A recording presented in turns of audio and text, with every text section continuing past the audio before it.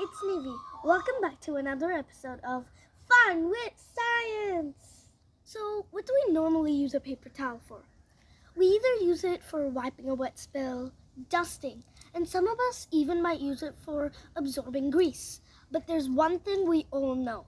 Paper towels are very good at absorbing moisture and getting wet. So can we submerge a paper towel inside water without it getting wet?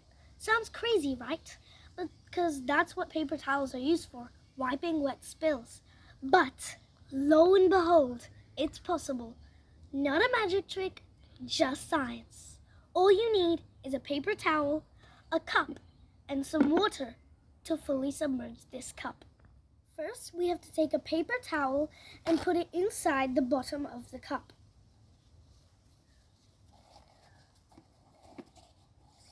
We have to make sure that it covers the entire bottom surface and making sure it doesn't go above the rim of the cup. Secondly, turn the cup upside down, making sure that the paper towel stays at the bottom of the cup. Next, carefully lower the cup into the water without leaning. Now, what would you expect? Since the paper towel is in water, naturally it would get wet, right? Let's see. Slowly lift the cup up, making sure it doesn't tilt like before.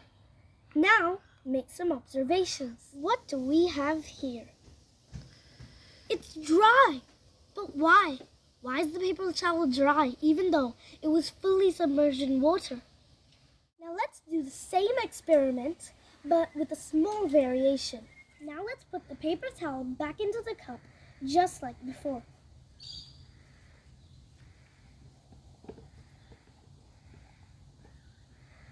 Last time, while lowering the cup, we made sure there was no tilts.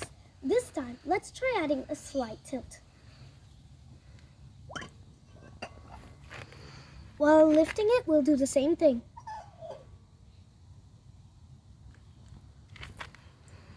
Let's observe what happened. It's wet!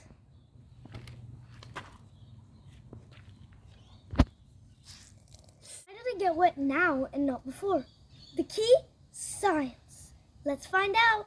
Air consists of matter, even though it is invisible and lacks a physical presence, like you and me. Nevertheless, it occupies space and exerts pressure on its surroundings. This is what keeps the paper towel dry. The air pushes down on the paper towel and keeps it dry. When we put the paper towel into the cup, the air occupied the space above it, even though we can't see. When we lowered the cup straight down into the water, the air still occupied the space. That's what kept the paper towel dry.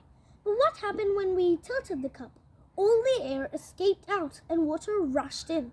That's what made the paper towel wet. Now we know the air occupies space and exerts pressure. But what are the practical uses of this? We use this for packaging materials like bubble wrap. They protect fragile items by having a cushion of air around them. This is also used for insulation. Trapped air in insulation materials like fiberglass, wool, or foam reduces heat transfer, keeping buildings warm or cool. We also see this in our day-to-day lives, but may not notice this. Bicycles and cars. Air-filled tires provide a cushion of air that absorbs shocks, maintain vehicle stability, and support heavy loads. Understanding air occupancy and pressure is crucial for aircraft and spacecraft design, where air pressure difference affects flight dynamics and cabin comfort. Even simple actions like inflating a balloon or using an air freshener rely on the principle of air occupancy and pressure. The fundamental concept of air occupying space and exerting pressure has far-reaching practical implications in various aspects of our life. Hope you had fun doing this experiment with me. Comment below and tell me what else do you want to see in our channel. Don't forget to like this video and share it with your friends. If you want to see more of our videos, subscribe to this channel and hit the bell button.